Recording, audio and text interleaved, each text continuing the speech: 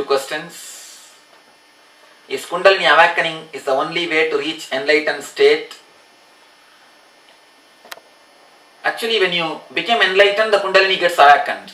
The Kundalini awakening is not the only way. It's also one way. It's not the only way.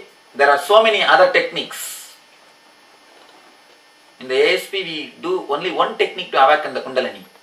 All other techniques are different kinds of methods. It's actually vice versa. When you become enlightened, the Kundalini automatically gets awakened. But to reach the enlightenment state, there are so many other paths. So, you can reach through any technique. But when you reach the state, enlightened state, the Kundalini automatically awakens. Why do we do prostrations and touch feet? Is it not a dehumanizing experience? It is the only humanizing experience. I tell you, if you don't touch the feet of the God or the Master, you will be touching the feet of your ego. If you don't follow the God or your Master, you will be following your ego. If you chant divine name, you will not be chanting the other things. I don't say you should chant the God's name, but if you don't, you will be chanting Coca-Cola, pizza, that's all. If you don't touch the feet of the God, touch the feet of the Masters, you will be touching your own ego's feet. Two things. Either you will listen to the Master or you will be listening to your ego. Master is a man who has achieved already the eternal bliss, Nityananda. So if you follow him, you will get that state.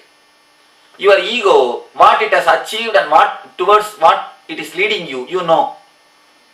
If you are quite happy, comfortable, content, blissful towards the path which your ego is leading you, then you touch your ego's feet, nothing wrong. If you are happy, ecstatic, blissful with your ego, then you follow your ego, you follow touching the feet of your ego, nothing wrong. If you are little uncomfortable, if you want to change, follow the Master's path. There are only two things, Master and mind. If you follow the Master, you cannot follow the mind. If you follow the mind, you cannot follow the Master. If you touch the feet of the Master, you will not touch the feet of the mind. If you don't touch the feet of the Master, you will be touching the feet of the mind. That's all. That is why there is a beautiful word, Namaha. When you touch the feet of the Master, they say Namaha. Means, not mine. I am not. I surrender the I and me at your feet. I and mine at your feet. The I and mine is surrendered at the feet of the Master or the God. So touching the feet of the God or the Master is only the humanizing experience. If you don't touch, you will be touching your ego. You will be following your senses. You will be following your mind, which is the greatest dehumanizing experience. Touching the feet of your mind and the ego, carrying the ego and the mind is only the real dehumanizing experience. You drop from your divinity, you became human, not even human, animal. So, touching the Master's feet will make you a human being. Imbibing his teachings will make you divine. So this is the only humanizing experience which can happen to your life. Is learning about your past lives a good way to help resolve some of your issues in the present life?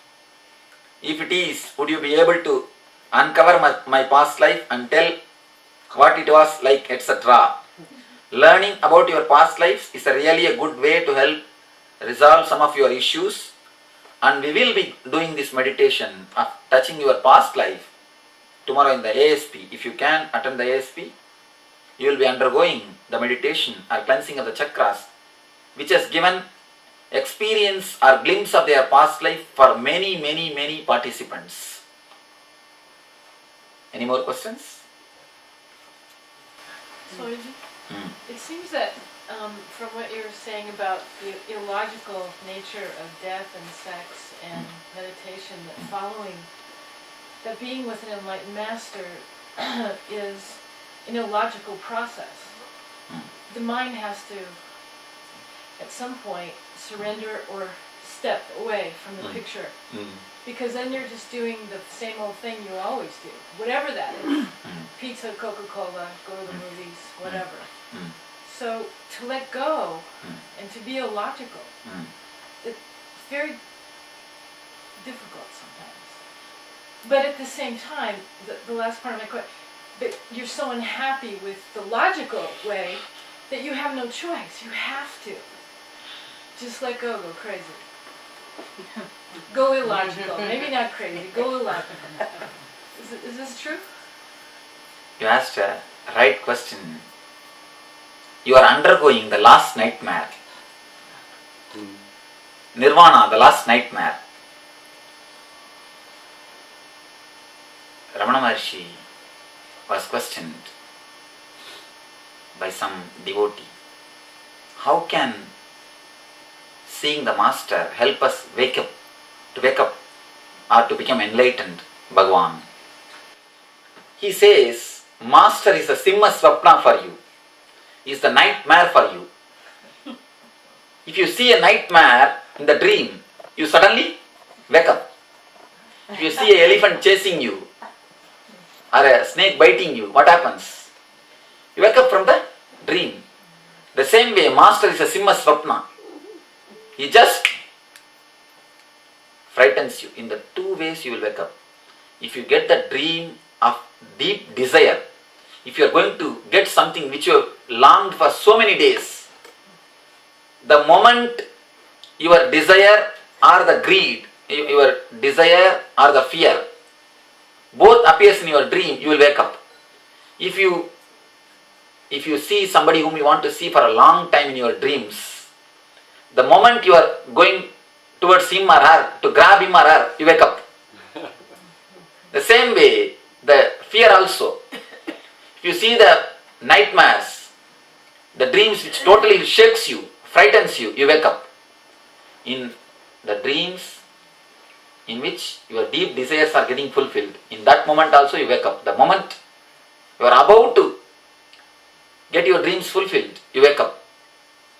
Dreams related to sex wakes you up. Dreams related to fear wakes you up. Both wakes you up. In both, you just wake up. You come to the conscious state. Same way, master also uses the both technique. He shows you the greed of bliss. He continuously is blissful. He is so joyful, ecstatic, you always feel greed of him. I have seen many people feeling jealous of me. Swamiji, what you speak, something we understand, something we don't understand, that is different. But the state in which you are living, it is really jealous, creating jealous, Swamiji. Continuously happy, even after so much of problems. And so many persons come and tell the difficulties and so much of work and so many things are happening. But continuously happy. Really, I feel sometimes jealous of you. He creates a tremendous greed in you. Something more is possible. Master is a tree, you are a seed. He shows you, you can become a tree. Master shows that you can become a tree. He proves your potentiality. He is the certificate or authority of the state in which you can flower, to the state in which you can blossom, or the state which you can reach. He continuously creates greed in you to awaken, to become enlightened. And for some people who will not work towards the greed, for them he creates a deep fear of logic. You are in the hell, seventh hell. The desire of seventh heaven and the fear of seventh hell is created just to wake you up. Slap your face, wake up, you are Buddha. That's all. So just to wake you up, the deep possible greed and the deep possible fear, both are created in you. Death penalty was enacted in US Constitution not long ago. Now government executes people who murder someone Is this spiritually correct thing to do that? Would this help the overall spiritual development of society, or would it not inflict more negative emotions? Of course, we are nobody to comment the law. We are nobody to criticize or comment anything legal. But from spiritual point of view, I can give you a small explanation. Eye for eye, if somebody takes your eye, if you take his eye, he will take one more of your eye, he will take one more of his eye, then his persons will take one of your person's one eye, and your person will take one of his person's eye. The eye for eye, if it goes on, where it will end? The whole world will become blind. It will end only in the blindness of the whole world. So the eye for eye is not the punishment, but for the social reasons, but for the social things, what for the government is executing, we are nobody to comment. We cannot criticize the political structure or the constitution of a country. They will be having their own reason. But from spiritual point of view, this is the idea. Surely not death for death. Any other question? The meditations we had the first 3 days, I'm not used to this particular kind of meditation. You ended it with a chant, and it started with Om, I believe. Could you say clearly what that is? I mean, could you say it so I can hear what that chant is? What the words are? When the meditation is ended, Yes. it means Om Shanti Shanti Shanti. Shanti means peace. Okay. That is the vibration which creates a peace in you, which creates a silence in you. Okay. It's like a bridge. Actually, in the deep meditation state, you may be in the other plane. You need to come down to this plane. Suddenly bringing you may give you a shock or a jolt. Okay. It may Yeah. give you a little bit of shaking. Okay. You should be brought in a very loving, beautiful way. Okay. You see, when the babies are delivered, these nurses, they behave so rudely with the kids. They get a shock actually. Of course, we have to make them cry. Nothing is wrong about it. We should make them cry. Only then they will start breathing. But not so rudely. They get the shock. They are not received with a love or welcoming mood when they come on the planet Earth. The first moment, how their being reacts, that will be the same reaction which will be carried till the end. So when you come down from meditation, a small bridge is necessary to connect yourself to this plane, so that you can carry that silence with you continuously. That is why Om Shanti Shanti Shanti, to bring you down to this level. It's like a bridge, so that you can carry that joy and the peace and the silence throughout your life, throughout the 24 hours of a day. There is some importance or something behind that, because I haven't seen any Swamis wearing this. Turban. Particularly. Turban. What you are asking, the head covering. Yes. So that's what I asked. Forgive me if I No, nothing wrong. What is there? Nothing wrong in asking. I am inspired actually by Vivekananda. That is the reason the dress of Vivekananda I am using. That's the reason why I am wearing that in the day-to-day life. Philosophically, there is nothing much behind it. Even when Vivekananda used, it is nothing much philosophical reason. Actually, I do not know why he used. I have some love for him. Just to express my love for him, I use that same thing. And in my personal life, whatever I use, whomsoever has guided me or helped me towards this enlightenment, I give my respect to all of them. My dress, you can see it's like a Zen Buddhist monks. Hindu monks don't wear like this. It's a dress of Zen Buddhist monks. Because for my enlightenment, Zen Buddhism has helped a lot. I vow my enlightenment to Zen Buddhism. Zen Buddhism and their meditation techniques has helped me a lot. That's why my dressing method will be just like Zen Buddhist monks. So all the gardens which has helped me, I plucked flowers from all the spiritual gardens and I made a beautiful bouquet. So my dress and my teachings, my life, nothing belongs to one tradition. Nothing belongs to one religion. Wherever I found some beautiful flowers, I collected that. Whatever way I am helped to reach this state, whomsoever helped, I collected flowers from everyone and I am using it.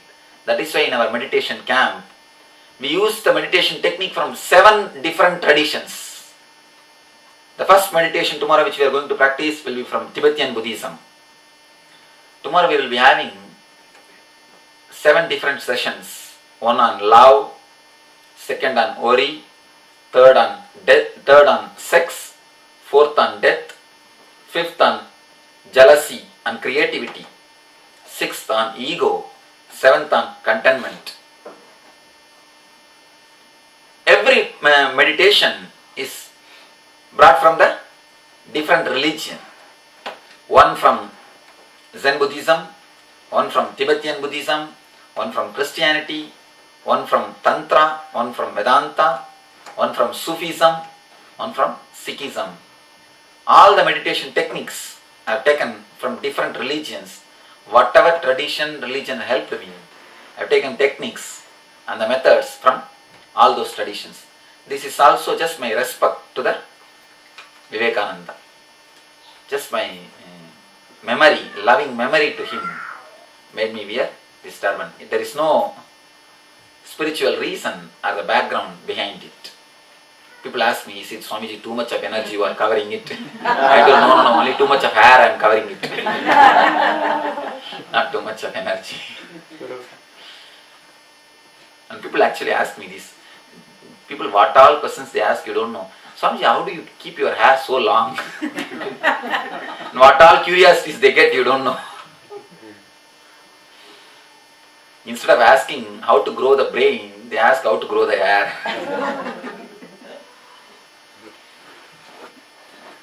Then, any other question? I have one question. Actually, everybody has to realize their own self. So how the teacher or guru can help to realize the self, him, that particular person? He is like a navigator. Navigator can guide you the shortest way. See, even if you don't have navigator, if you don't know the path also, any one day you will reach. After 30 years or 40 years, you just go around, some one day you have to reach that place. You have to reach your destination. With a navigator, it will be only 3 hours. Without navigator, it will be 30 years. Master is just like a navigator. He has already reached. So he can give you the guidance. I always tell the people, I am just 10 miles ahead of you in the same highway. You ask me through cell phone, Swamiji, how is the traffic? Can we travel? Can we come? I tell them, come. No fog, no ice, no snow, no accident, no congestion. Follow. Come. I give the clearance, that's all. With Master, the path becomes more easy. Time of traveling is reduced. Next.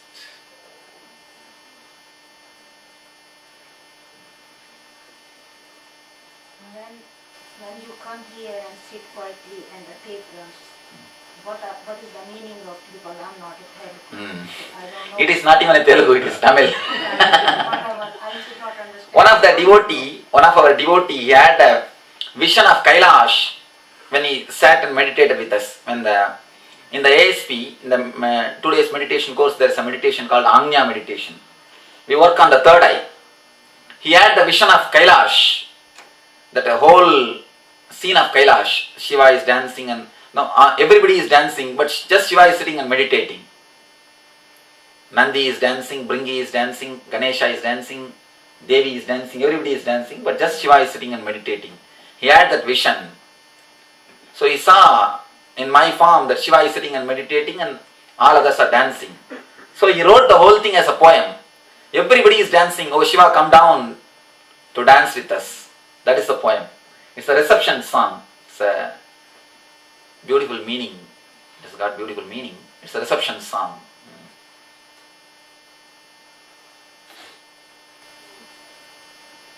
Yes. Does awareness of past lives assist you on the journey to enlightenment? It's necessity. It is not necessity actually. Awareness of the memory of the past life is not a necessity towards the enlightenment. Okay. So let you understand all this knowledge and let you digest and have the experience of eternal bliss, Nitya Ananda. Thank you.